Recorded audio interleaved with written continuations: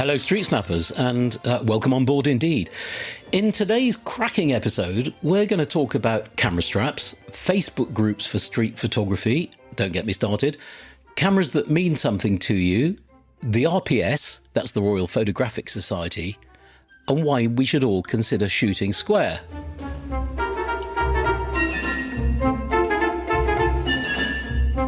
Thanks as ever for tuning in. If you hear me groaning today, it's because I've done my back in playing tennis. I can hardly move this week, but it's quite good in a way because it's forcing me to travel light. Just one camera, one lens, nothing else, all in this tiny Owner Bowery bag, which I'll be taking to Lisbon with me in a couple of days.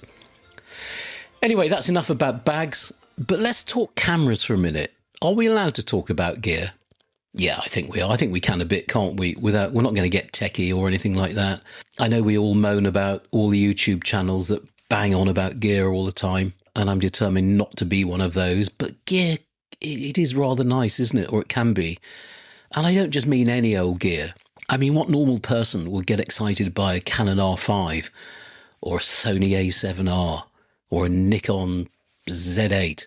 But an old Hasselblad, a Rolleiflex, even a modern camera like a Fuji X100 or just about any Leica, new or old, these cameras are more than just gear, aren't they?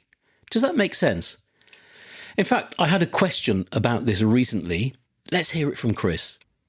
Hi Brian, Chris here from Milton Keynes, big fan of the show, and my question for you today is, what was your first proper camera? Do you still have it? And do you ever use it, if so? Well, get the popcorn out. It all started when I was about 13 and I caught sight of something shiny in a camera shop window, a bit like a sort of adolescent magpie. And that shiny thing was a second-hand Zorki 4, a kind of Russian Leica copy. It was a silver, bulletproof rangefinder camera, quite in the style of the early Leica, with lots of dials and knurled wheels and machine-turned knobs. And I just had to have it. The problem was I had no money. So I went into the shop. In fact, I got my dad to go into the shop with me. And we got the man to agree to take it off the shelf and hold it for me until I could get the money together. It was 12 quid. So I got a weekend job in a petrol station. And every week, at the end of the week, I'd take 3 quid to the guy in the shop, and a month later, the camera was mine. But prior to that, I'd always been exposed to nice cameras, but never really used them. And my dad, who had been a submariner in the Royal Navy, had a Rolleiflex, which he'd bought in Singapore. And, I've still got some of the pictures he took with it. I used to lust after this camera, although I was never allowed to use it. Then fast forward a couple of years, and I managed to get work experience, or an internship now, as I suppose you call it, at our local newspaper, thanks to one of my dad's pals, who was the chief photographer there. And guess what? They used Rolleiflexes. So I could actually use one. But while I was there, in fact, I probably only used one for a couple of weeks, they got phased out and they made the groundbreaking move at the time to move over to SLRs. Pentax Spotmatics, as it happens. What another great, brilliant little camera. Again, bulletproof. And you can get hold of these on eBay or second-hand online camera shops. Anyway, back to the question of my first camera, the Zorki 4. I don't still have it, but maybe I should really try to find one. I guess there must be some kicking around on eBay. But all this got me thinking about the importance of the right camera. Not the camera that's fashionable or expensive, or the one that has lots of tech that you'll probably never use, but the one that evokes something in you. The one you see in the corner of your eye and you think, I want to pick you up. That sounds a bit like me in a Chelsea nightclub circa 1986. But seriously, trust me on this. If you have a camera you truly enjoy using, the one that you want to pick up, you will use it more, you will take better pictures with it. It's a no-brainer. Whatever it is. And I think this is why I'm drawn to Leicas. It's not so much about the end result, it's about the feeling, the evocation, the pure joy of using it. And my £5 Leica takes me right back to my 12 quid Zorki 4, in a good way. But let's not get bogged down just now in the why Leica thing. I'll maybe do a separate piece about that in a future episode. There are lots of good reasons. But this is just about the sheer pleasure and good feeling you get from using something you really enjoy using. And I'm just convinced that it helps. It makes you take better pictures, however cheap or expensive the camera.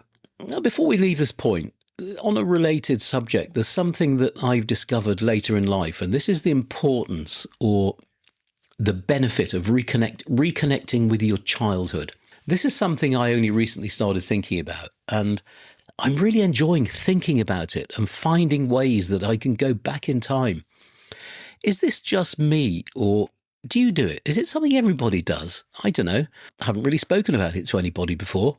But simple things like writing things down in a notebook with a fountain pen or a nice pencil, so much more satisfying and visceral than jabbing at a little screen with your finger, listening to music I used to listen to, driving cars that I lusted after at the time but could never afford them. I haven't done this one yet, by the way, but it's very much on my radar.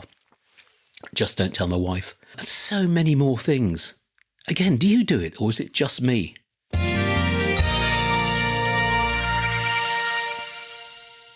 Let's get back to business. Are you a member of the Royal Photographic Society? People often ask me what I think of the RPS and whether I recommend joining. Well, I'm not a member, but I have been several times over the years, and to be honest, I've got mixed views. And in fact, one of your questions prompted me to think about this and to do a bit of digging. Take it away, Freddie. Hi, Brian. It's Freddie from Oxford. Was wondering what you think of the RPS and if you'd recommend joining if you're into street photography. Thanks so much. Well, I did a bit of a straw poll amongst the Street Snappers community, and here are a few thoughts from people, and I'll give you my view at the end. Neil says, I used to get more out of it than I do now. This is mostly because they changed the region from North Wales to Wales. Rolf, who was the regional organiser, organised the Edgelands project, which was really great. It got my work in a book. So I really do think it depends on where you are. I'm an ARPS, working on my F and taking my time on that. I'm a member of the documentary group, which also seems to cover street. I feel a bit out of the way to be able to take full advantage, but I would recommend. So Neil thinks it's worth it, but your location makes a difference. There's probably more going on in London than, say, in North Wales. Fair point. So the next comment is from Paul. I'm a long-standing member and need to keep the membership up if I want to use the ARPS letters after my name, brackets, which I rarely do. I know it's a cliche, but you tend to get out of it what you put in. If all you're interested in is street, there may not be enough for you. All in all, it's quite expensive to be a member. The organisation has been beset by internal strife in the last few years, but if you choose to get involved, it can be worthwhile. So Paul's saying you get out of it what you put in. Helen tells me, I was a member for a number of years with the intention of doing my LRPS.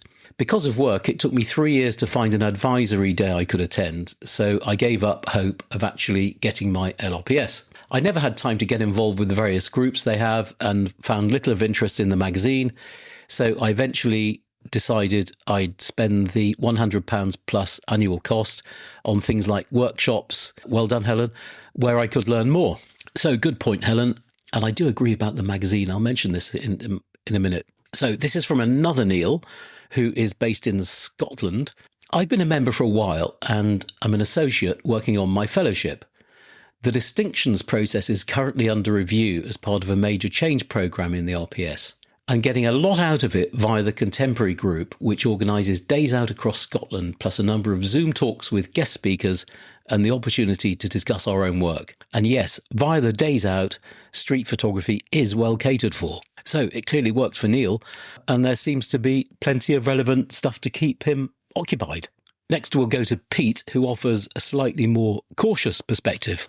I joined during COVID out of curiosity and to see if the substantial membership fee was worth it. I wasn't really interested in going down the distinctions route as I didn't see the value of it. Fair point. The magazine was good. I looked into a number of specialist groups, but none were local or of much interest to me. I thought long and hard about rejoining, but concluded that, in my opinion, it was just like a big camera club. You submit your work to judges, and if you get good marks, you can be awarded with one of the accreditations. However, in order to maintain the accreditation, you have to keep your membership up. So what Pete is saying is, if you want LRPS after your name or something, it's going to cost you 120 quid a year. Is it worth it? And I do agree about the camera club analogy, which I will come back to. Alison is more positive. I've been a member for a number of years, achieving my A as well. Some of the special interest groups are excellent, and that's why I continue with my membership. Fair enough, Alison. Finally, a comment from Dan, who lives in London, who also has positive thoughts and gets a lot out of it. I know Dan, and I know he gets a lot out of it. He says, I have absolutely no doubt that my photography improved as a result of the challenges of my LRPS and ARPS journey, and I'm sure that chasing a fellowship will also encourage me to grow and improve. Distinctions aren't for everyone and can prove frustrating for some, but I enjoyed the projects I undertook. When you add in regular competitions, project opportunities, and the chance to exhibit, I think it's well worth the membership fee. So again, Dan seems to get a lot out of the RPS. Maybe living in London makes a difference, and it's less viable for those of us out in the sticks. Who knows? So there you have quite a diverse range of views. What works for some people clearly doesn't for others. So what do I think? Well, I've been a member 3 times over my lifetime, including a stint just over a year or so ago. And the fact that I didn't renew my most recent membership probably tells you all you need to know. I found their commitment to street photography, how can I be polite, woefully lacking. I emailed them or wrote to them with some suggestions that I thought were quite appropriate and detailed and very constructive, and they couldn't even be bothered to acknowledge me. Even, I was a member. The monthly magazine I found to be full of filler with not much of interest.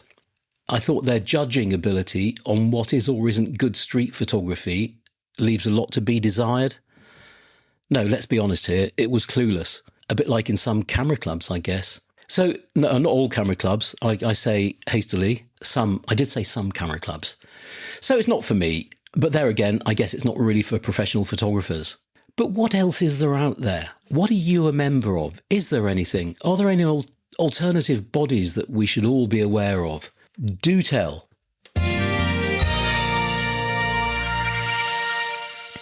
I have an email question here from Fiona in Guildford about camera straps. And Fiona said, what camera strap do you recommend? Thanks, Fiona. That was short and to the point. I generally recommend a wrist strap for street photography, as that means the camera's always in your hand and ready to go. I know that for some people, it can be uncomfortable having that heavy thing attached to your wrist all day. When you're out in the streets, in the heat, pounding the pavements, it can be quite tiring, I know, rather than having it round your neck. But I do think it's the best solution.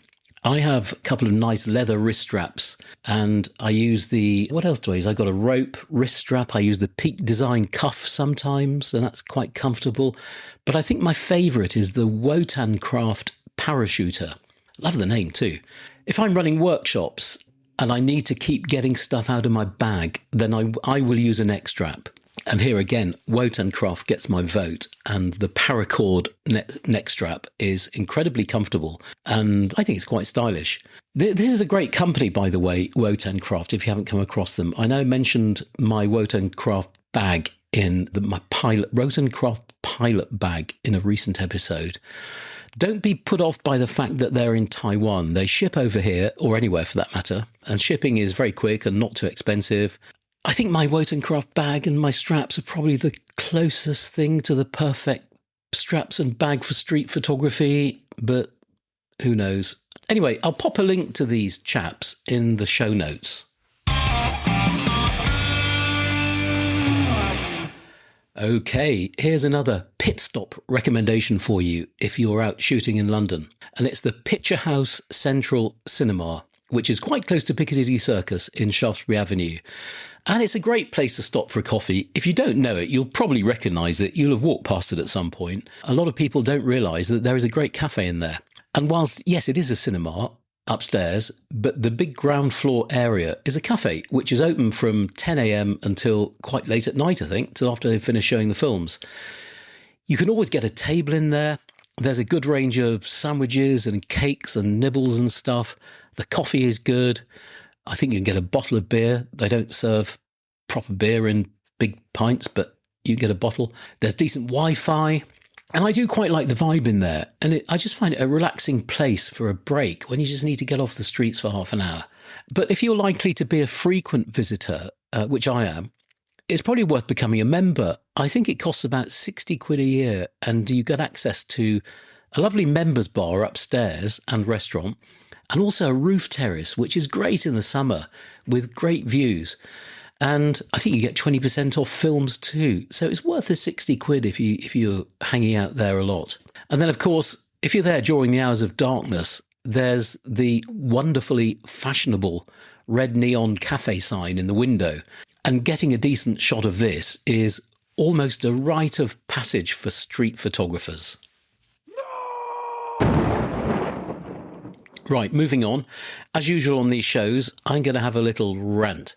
And as usual, I have my ex-army hand grenade in my hand, which I'm going to lob into a topic that grinds my gears.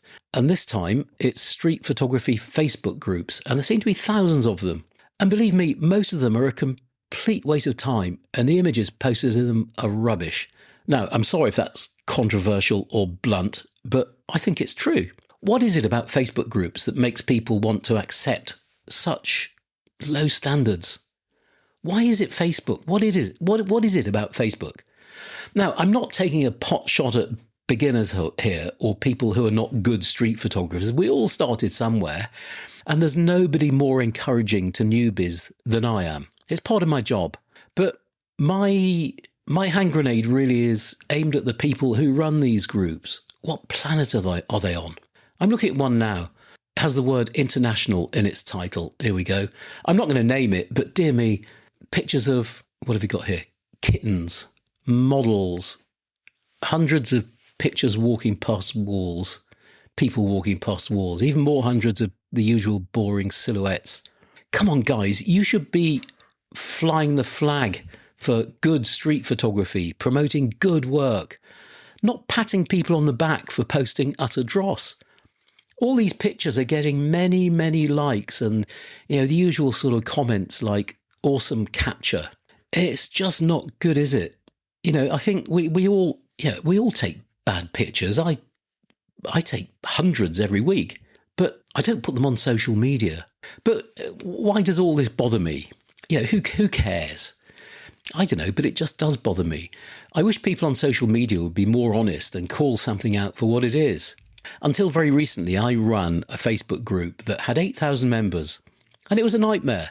Half of them knew little or nothing about street photography, which is fine. Some people go to learn, which is great, but they just didn't care, which is not fine. So I've closed that group down. It was frustrating the hell out of me. And I invited the members who care to come and join a new group, which has 330 members so far. But I'd much rather have those because they're far more engaged and they're supportive of each other than the 8,000 members in the other group. They provide friendly, wholesome, constructive critique, and the whole thing just has so much more currency. So if you're interested in joining, by the way, just search for Street Snappers Worldwide. And again, I will pop a note in the show notes below for you.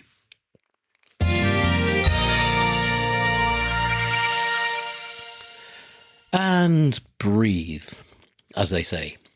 In today's technical slot, now, you know me, I'm not a very technical person, but sometimes we have to talk tech, don't we? But we're talking about shooting square. Now, I don't know about you, but I've always been a huge fan of the square format, though I'm ashamed to say I don't do anywhere near enough of it. I mentioned my dad's Rolleiflex earlier, and I've actually got one in front of me as we speak. Mine is not that one, but it's my own. And this is the most lovely 2.F version, which is definitely the one to buy if you're interested in acquiring one of these, by the way. What else have I got? What have we got here? I've got this lovely Hasselblad. This is a 503 CXI, the classic Hasselblad design, but I think this is the one with the focal plane shutter rather than leaf shutter. It's just so lovely. But why the square format, whatever the camera? What's the appeal? Well, I think there's some real practical benefits to shooting square. So here's why you should give it a try. Firstly, shooting the streets in square changes how you see. It's not just about the aspect ratio as such. It alters the rhythm, composition, pacing, the subject relationships, even the emotional feel in an image. It's just a different way of seeing. Secondly, it slows you down. Not always a good thing, I accept, in street photography, but often it is. I think of it this way. A rectangular frame naturally encourages eye movement across the image, with the eye usually travelling from left to right, whereas a square frame feels much more static and balanced, and it anchors the eye. So this encourages you to compose more carefully and deliberately. So in practice, this can help us when we're working layered scenes or perhaps isolating quiet moments instead of dynamic scenes. You could say it encourages observation rather than frenetic hunting. Next, in regular formats, i.e. rectangular formats, placing a subject dead centre can feel really awkward and probably looks a bit amateurish. But with a square, the centre becomes powerful. So, for example, you could place a figure centrally with symmetry around them, or you could balance out negative space evenly, or you could perhaps build compositions outwardly from a subject. So the centre becomes so much more important. Another reason is that it can simplify chaotic scenes, and we all experience chaotic scenes on the streets. Street photography often contains far too much visual noise, we find it difficult to manage, and we're always striving to minimise the clutter. But a square crop can remove peripheral distractions, and you're forced to reduce the scene to its essentials.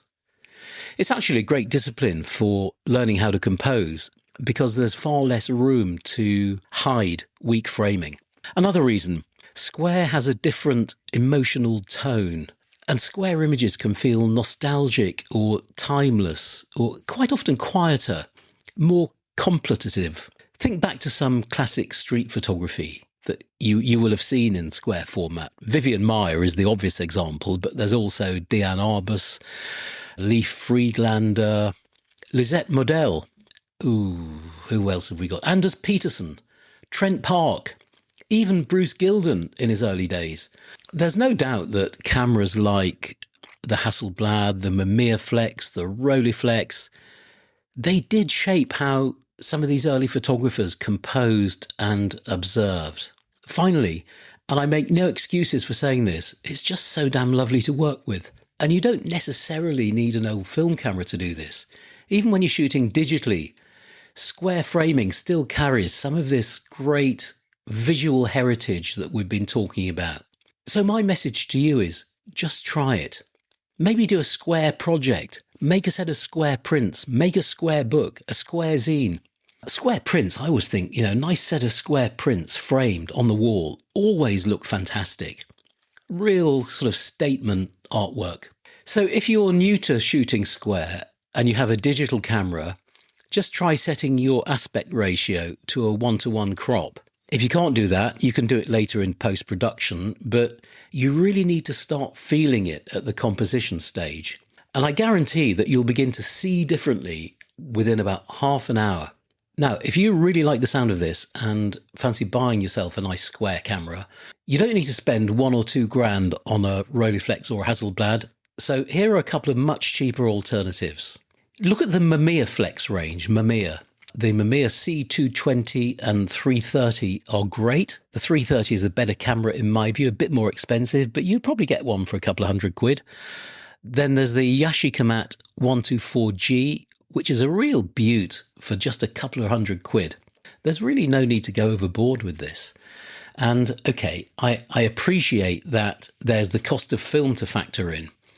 But you could always consider the lesser-known brands, like Fomopan and even cheaper ones, or try using expired film. It certainly worked for Saul Leiter.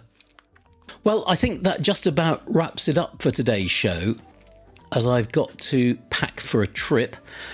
I'll be back in a couple of weeks. If you know anybody else out there who might be interested in this, please do share me about. Put me about. I'll be working on the next episode while I'm in Lisbon later this week, and that will include a segment on shooting street photography in the magnificent city of Lisbon. And we'll also take a closer look at post-production and workflow, which is not exactly my favourite subject, but it's a very important one and something we should look at. Well, I hope you're enjoying the nice late spring sunshine and you're managing to get out there and shoot. So happy shooting. Do have a look at the show notes. I'll pop whatever links I mentioned in there, and I'll see you again in a couple of weeks. Bye for now.